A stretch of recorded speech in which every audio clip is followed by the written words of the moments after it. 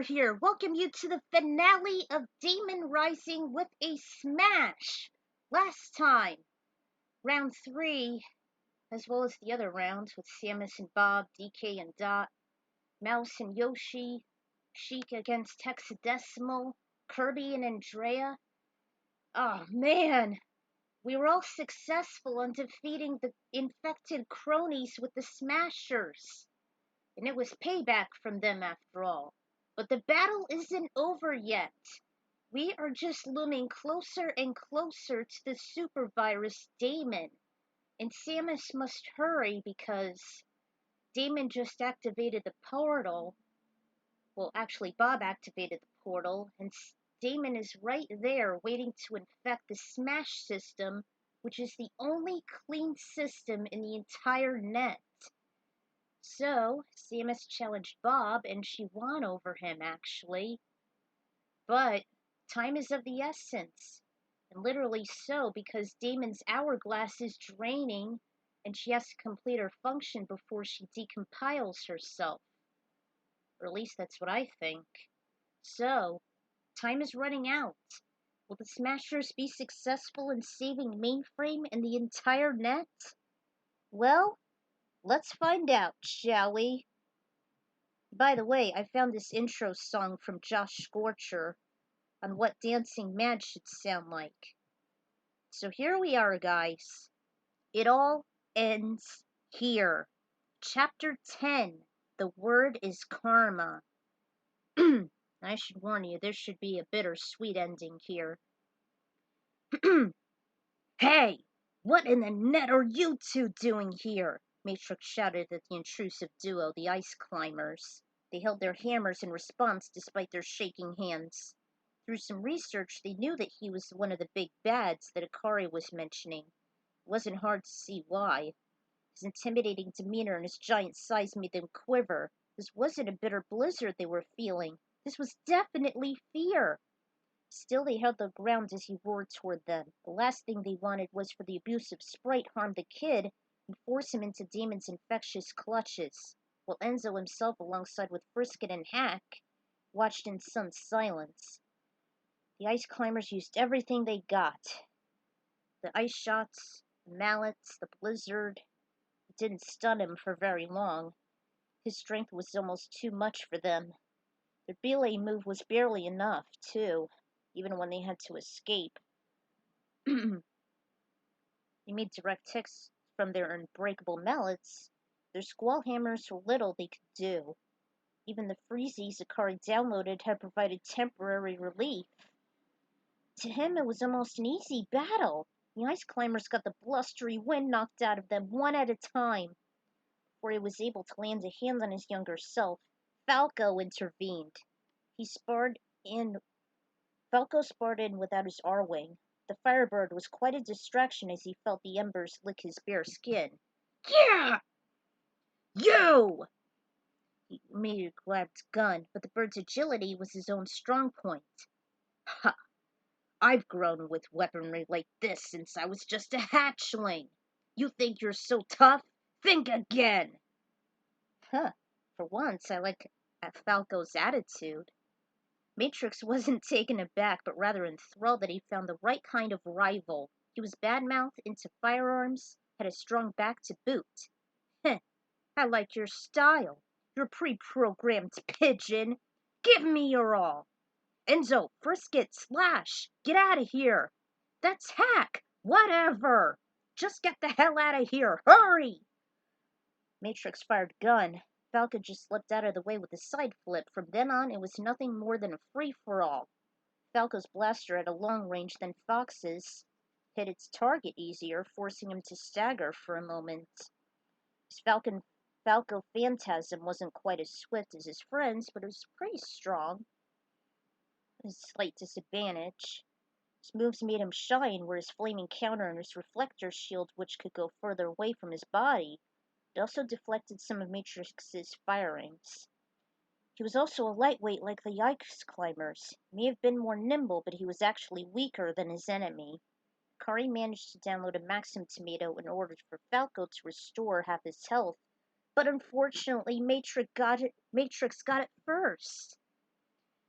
With every pulverizing blow, Falco became more exhausted and hurt. He was breathing heavily, and yet Matrix looked as if he was having the time of his life. Gun. Target. Full delete. Raised his pistol, and the cybernetic left eye shifted. Hit the target implant glowed. A symbol appeared on Falco's forehead. Never even noticed through his hefty panting. He shot it directly toward him, but in a last-ditch effort, Falco pressed the button on his forearm and he covered himself with his reflector, resulting it to ricochet and bounce back towards Matrix. I wish I could play the jingle when Link goes through time. Projectile actually made contact with his icon, resulting in the same electrocution on Bob, basically. His body wasn't just hit by the bullet, but also electrocuted as it got rid of the nasty infections. His body became limp after that. Got blasted back. Enzo couldn't bear what he just saw. Falco just did a little spin in his pride, defeating such an intimidating adversary. Matrix just laid there. It was probable that the blowback could result in deletion. Falco! Don't sweat it, lady. I'll live. Yeah, right. Not in this condition. And neither would Matrix and the Ice Climbers. She asked Hack to help her lift up the renegade's lifeless body back to her ship. Enzo and Frisket reluctantly followed close behind. Don't worry. If we can get there fast enough, I'm certain Matrix will be back to his feisty self and live to fight another day. Even the hopes of having him gone kept nagging her. Akari coincidentally felt the same. So what happened? Where are the three swordsmen? Partner recapped. During the separation, the remaining Guardian airships were hot on the Falcon's pursuit. His R-Wing was fast and maneuverable, but it only could sustain so much. He was running low on power. He deployed the warriors within the desert port system. They jumped out from the cockpit since there was no time for a rope. Falco took some enemy fire and immediately zoomed away to mainframe, leaving the trio behind and trapped. Soon enough, the battleships arrived. They drew out their weapons, Link with his master sword. You know the drill. Each of the infected cronies ran toward them, hoping to apprehend or delete the resistors. Mort suggested that everyone should take a smashboard while the Guardians would ambush them from below. Though Link was irritated his rival was leading the opposition. Guys, quit it! They're coming! Nevertheless, the duo obliged with the blue-haired hero and Roy took the right smashboard, while Link took the one in the center and Marth stayed to the left. Everyone, please watch me. We will be, Marth. We will be, Marth. I'm sure people are watching you right now since this world was locked open to the net. Don't you worry. Link was as boastful as ever. This made Marth tighten the grip of his blade and wrinkle his face in disgust. He couldn't wait to have a rematch against the pompous protector of Hyrule. I like Link in Ocarina of Time, but in Smash Bros., especially Melee, I consider him to be a pompous bastard. Always taking the spotlight. So, those are their moves. Basically, it's like a multi-man melee, like those wireframes. And Akari actually changed the battle itself from the supercomputer. Link, however, only had to rely on his defenses. The Link had a few decades of experience in his belt. Marth wasn't quite as strategic as the two guys were. Later, Akari gave the team a party ball which contained various foods that restored their health, and also a Pokeball. Roy released Scizor. It was an evolved form of Mewtwo's Scyther, because it made contact with Metal Coat and Icons. I don't want to make a fic about this. Akari eventually downloaded a couple more of her Pokemon, including the legendary birds. She had them too. So, they helped a lot, considering the Guardians didn't get their hands on them. The battle easily turned into the trio's favor. It was nearly a cinch for them, and it was nigh on comical that those infected individuals will call themselves guardians without their precious key tools. Heh, they were so weak. For those whom I must protect, I won't lose, Roy said, although that's his Japanese translated battle cry. After the fight, Akari recorded that there were only 39 guardians according to the schematics. Wow, hard to believe there was only 39 guardians since nearly half of the fleet has been shot down. And here I thought the trio wouldn't stand a chance. I guess that's what I get for assuming. Game & Watch rang the bell in response. The duo at the supercomputer suddenly saw some descending blinding lights. They belonged to the Falcon Flyer. Well, looks like we're getting our team together. From outside, she saw the captain motion that it was time to be picked up. Wait, there's something I still have to do. Certain items to aid Samus and Mewtwo for the final battle. She mashed the buttons. I hope these will help. Let's kick it! She took off to the last destination. Meanwhile, the genetic Pokemon was using all his strength. Although, with solid surface spreader infection, he knew it was in his power he couldn't hold her off for long. Daemon! Samus approached her. She declared with as much steam as emitted from Norfair.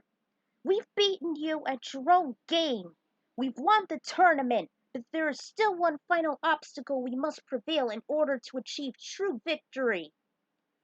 You dare to challenge me and the word? Yes, but not here. We've decided to showcase the final battle at our choosing. In Final Destination. She spoke into her comm. Akari, prepare to transfer the three of us to Final Destination. We have a score to finish. She already loaded a Zoom room and entered the coordinates before she left. The three were transferred there in a matter of nanos. Samus and Mewtwo arrived. You guys should know what it is. Somehow Daemon was nowhere, making the two nervous. How can she escape from a Zoom room as soon as it catches her? They heard a familiar booming sound. It was Master Hand! So, the tourney is in our favor. All we need to do now is to defeat Daemon, and victory is absolute. I was dreading it would come to this. He then clutched an object in his closed palm. He soared closer to the Smashers, thinking he might punch them for disobedience, but instead, his hand unraveled a revealed object. You two must use this.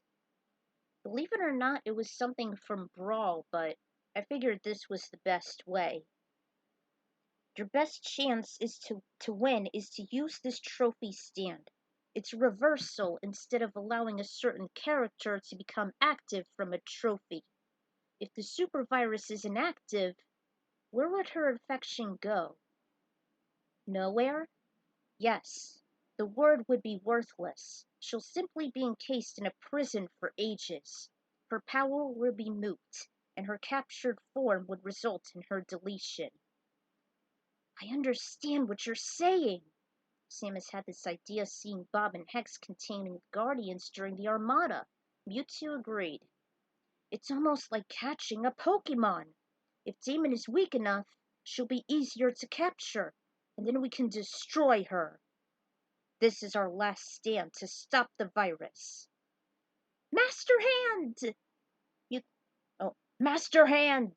Mewtwo's telepathy was too slow. It was too late as Daemon emerged from behind. The last Queen Guardian was ambushed and infected. His associates looked in horror at his agony. With quick thinking, Samus sacrificed the trophy stand and threw it toward Master Hand. She couldn't possibly let him fulfill her function since Bob, her messenger, was incapacitated. Samus, what have you done? I had to do it, Mewtwo. We can't let Master Hand serve the word and let Daemon fulfill her anger of her... Ugh. Dang scrolls. I had to do it, Mewtwo. We can't let Master Hand serve the word and let Daemon fulfill her code. Time may be against us, but we have no choice. We have to take care of her ourselves. The final showdown has begun. And that's when you'll hear the intro song. Mewtwo was the first to volunteer while Samus charged her plasma cannon. It was an aerial combat. The Pokemon caught up with the virus, they exchanged blows. Bounty Hunter offered a few missiles. His volley of shadow balls were little to nothing. She drew out long, sharp fingernails similar to Andrea's. By the time she dove in for the kill, Mewtwo dodged and unleashed a stunner. This immobilized her for a few nanoseconds until he plummeted back to the platform. Samus jumped over the shockwave and saw a Pokeball. She released it and popped out Blossom. The two clashing heroes had a hunch that there were going to be some items available. Akari was the one who gave them the two heroes from the supercomputer. Although they had to hurry since the hourglass was almost empty. While the flower Pokemon danced and swayed for a short while, releasing her sleep powder, the genetic Pokemon told Samus to aim for the necklace as a target. After a few nanoseconds, the super virus came to with a sneer and grabbed her assailant tightly. She never gave Blossom the infection, but she just threw her away using all her strength. Samus shot out the charged plasma beam, but it didn't make its mark. She drastically reloaded it, although she had to dodge while in a morph ball to avoid her onslaughts, while Mewtwo worked the offensive.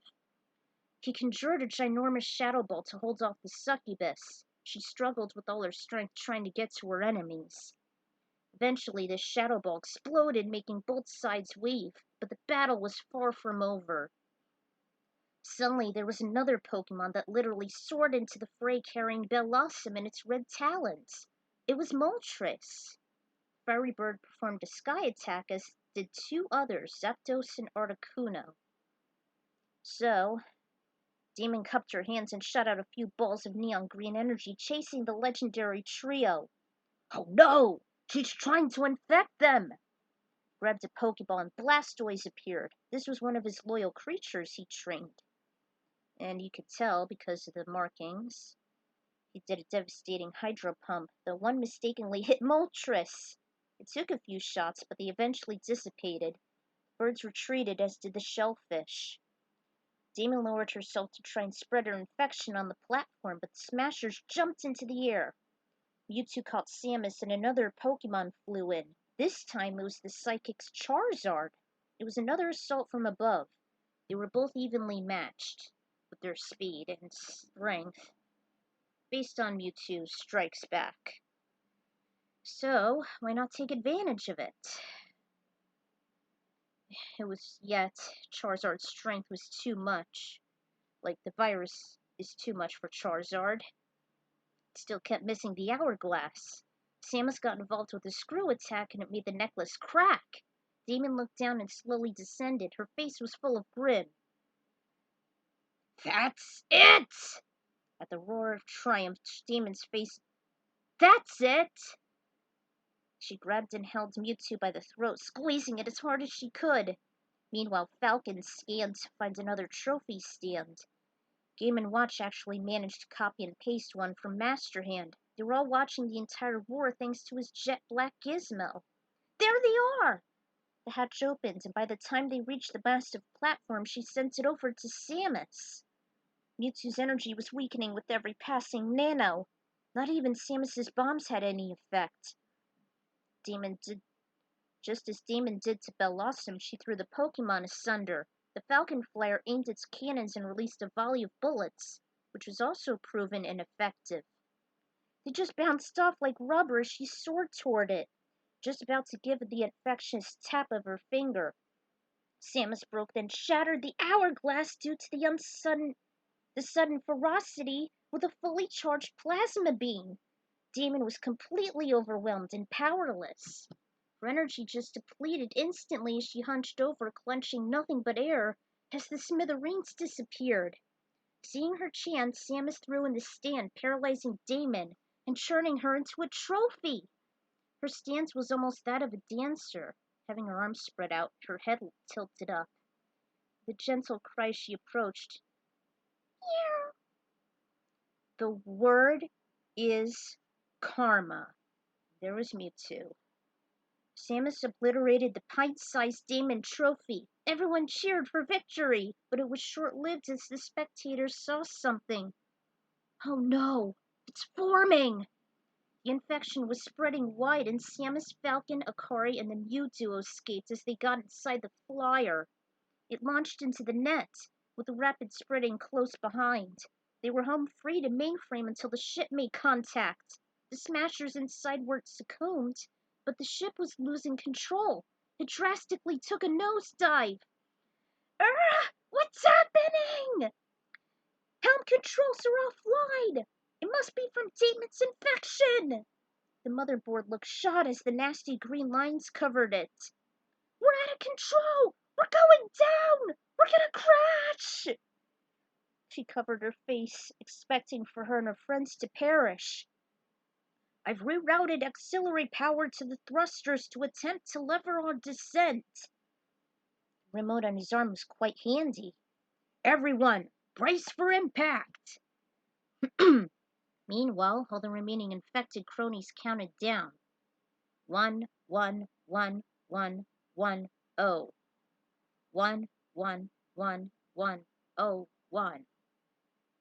Andrea said, I've seen this before. Dot, she's now a crone virus. Into all things. Total crash. Hex grabbed him. Get away from him! She danced with joy in her arms for a short while, completely oblivious to the situation. By the way, she transformed back, utilizing power from the core, just as she would in the episode. Bob wondered what in her delusional state she was doing. Get off him! Hex fired back. I knew this was a bad idea! Apparently, after Hex was cured after Matrix came to, she wanted to have her revenge on the supervirus, though she never got the chance. Since she, Samus, and Mewtwo declared the life-altering match. Then they realized all the work they've done was for naught. Bob realized Hex was ill and completely insane from the looks of it. Hex hollered she never felt more alive when she absorbed the energy from the core, surging through her. Nothing can hurt me or you, chum. You're wrong. Daemon's virus. When the countdown reaches 0, we'll all be deleted. Everyone. Everything. But will our love survive? No, it won't, Hex. I'm sorry. Well, that's not good enough. You! Stop this thing! There is nothing we can do. We have a cure, but it is impossible to administer it in time. Well, the only thing that could transfer the net fast enough would be a benign virus. A virus to cure. Brilliant! Oh dear. What? What's the problem? We've got a virus. Me. Give me the cure and I'll fix everything. Hex, you won't survive this. Once you enter total fragmentation. By the time Hex came to before the Zoom room, Wellman fixed the code for the gateway after Game & Watch altered it simply by jumping on his hand as he was about to activate the portal. The error resulted in the warp gate's default function, putting Akari in a two-dimensional game sprite in the supercomputer instead. But you will survive. She sneered at Matrix, dove toward him, and tossed him down. For once, his scared expression made the Smashers grin. Virus hater! Learn from this. She dropped his icon like a safety pin, although it was unknown what she did to it. I can't believe it. Season 4 was cancelled. A lot of questions unanswered. Hex, stop! I don't want you to go. I adore children. You can never eat a whole one. Still joking. Here, young guardian, a gift. So you don't turn out like him. It was off to the gateway. With her viral kinesis, she was taking control of her Wellman. You should have known since you always had a way with gnomes. Bob, I'll always love you. Dot, take care of him, and be happy. Now! The portal opened. Hex! The gnolls just scattered, returning to where they once were. Even Nibbles, who was once Wellman himself. Hex's masks ran throughout the nets, cackling all the way. The infected zealots kept on counting down. Everyone accepted the worst, as their fate was about to be erased from existence forever. But all of Hex's scattered masks automatically cured those infected on contact, including the Falcon Flyer, which was dropping toward the gateway. The ship containing the three swordsmen, Mr. Game & Watch, Mew, and the others crash landed at mainframe. It was a few feet away from Samus's own gunship, and the portal was destroyed. Everyone was alive and conscious as they observed the spectacle. I'm saved! Jolly good! The result cured every system just before everyone chanted 0. The null creature was no more, and the leeches slithered away. The chute opened, revealing Samus, the Mew duo, and the remaining heroes. Dot held Bob's translucent body close. She constantly begged him to stay by her side. Matrix and Andrea were expecting him not to pull through. Bob, I love you. Please, marry me. I thought you'd never ask. However, I changed the results on this. In Season 4, you would actually see Ray Tracer and the original Bob. But I changed that, because this happens instead. Though Mike the TV had to interrupt the tender moment, Akari irritatingly marched in. Excuse me, Mike. I believe I owe you this. Bah! It was all static. I should have done this cycles ago! I'm surprised you even survived the damn system crash! You don't deserve to be here! Any of you! Needless to say, everyone listened, and they were in complete shock at her reactions. She raged how everyone except Enzo, Hexadecimal, and Frisket were all viruses. She declared the quintet as the real heroes. She outraged all of the betrayals she and her allies, especially Mewtwo and Samus, had to endure. She said they all deserved a harsh beatdown and deletion. During her meltdown, Matrix took out Gun. Fortunately, Andrea held him back, if only for a little while. Akari stated she can no longer trust the Guardians and the Mainframers anymore. Their key tools had every right to abandon them. She hopes they'd never get them back, and she pointed out that they, especially Bob, Turbo, and Dakin, should be replaced, effective immediately. She ranted the Smashers are the rightful successors since they've all failed to save the net. She went on until the Pokemon snapped her out of it. Enough! They deserve it. No big loss. Didn't you say you wanted to present everyone the Smashers? She did a slow nod. She saw the podium, marched toward it, and stuttered after checking the mic. Samus made sure Mainframe remains online and open. Citizens of Mainframe, we've won the battle against the treachery of the supervirus. Daemon has been deleted, and it's not necessarily thanks to our betrayers back there. It's all thanks to Enzo and his little group, and special thanks to his father Wellman and to the true heroine we lost, Hexadecimal.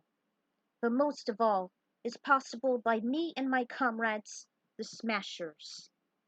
Samus, if you please.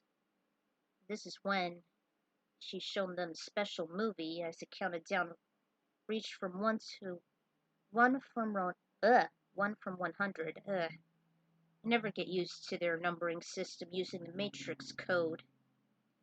And now, the special presentation. And there's the movie there. Basically, it's the first song I played in Daemon Rising. As the film progressed, she announced, Ladies and gentlemen, Samus was one of the heroes that managed to defeat Daemon. And it changed a little, actually. She and the Smashers never cared about the mainframers' discuss. Kari programmed in the movie that they shown recaps of the Smashers' efforts. So, it was time for a segment, same with Mewtwo. This made the traders both jealous and rejected, as she was intending to do while the audience cheered wildly for them. Seems that Mainframe and the Net have found the new saviors they were longing to have. They gave a big round of applause just as the presentation ended. During their blare, Akari dashed to Samus's ship. She and her comrades took a bow before they exited into their corresponding transports. So, yeah. The Arlings were beside them after Fox and Younglik smiled at Enzo and Frisket. They returned the gesture, and everyone left before they saw Ray and the original Bob emerge from a web portal. Marry him? I don't think so. Thus, this started Top's two Bobs, although Akari, Samus, Mewtwo, and all the other Pokemon and Smashers were never seen nor heard from ever again. Until you see my plot synopsis of the conclusion. But yeah, I told you this was a bittersweet ending.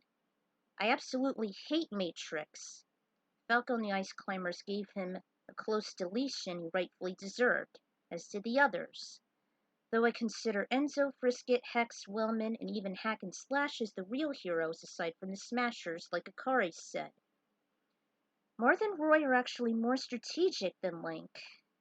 I agree. Marth never has to dread being better than Link ever again because he found himself some qualities that Link lacks. Maybe more balanced, however he isn't quite as strong and fast as they are. Trophy Plate was of course from Brawl, but I thought this was the best idea, especially against Taboo. Cheap bastard. I'll still consider Hex's sacrifice to be dramatic as well. And there are the songs for that. And I'll play the finale shortly. First, Mario, then DK, and then Yoshi, followed by the signature short. Second, it'll skip over the trophy segment and go to the presentations of Link, Zelda, Sheik, and Captain Falcon. But instead of Bowser, there would be Mr. Game & Watch would take his place. It'll resume normally presenting Samus and Fox. It'll feature the unlockable characters Young Link with Saria's song, then Falco. It'll feature Mewtwo and then the Ice Climbers with the Poke Floats, though the random Pokemon and items would be removed. Actually, it wouldn't be. They'll be included. Next, it'll play Kirby, then Ness, shift to Marth and Roy, and then the recap. Kari's fate has always been open-ended, much like the series. She suffers through growing pains and betrayal and lives on as a recluse. For the longest time, I never knew how Akari would end up. I just hope the revival... scratch that. At the time, I was confident the Guardian's Code would put some closure, but it didn't. Like I said, I've made a plot synopsis of the conclusion of the crossover. So there's that if you want to see it. I might leave it in a description or something. As well as the possibility to resume her format as a Pokemon travel and catch creatures from various regions, reunite with her older allies, and of course, boldly go where no Pokemon nor trainer has gone before. Until I could see the continuation, Hikari's fate remains unknown. Until the plot synopsis. So while it has come to an end, as well as reboot, I leave you with this bittersweet ending. Admittedly, they deserve it, and Akari's fate remains unknown. So, farewell, guys. Ugh. Hold on just a second here.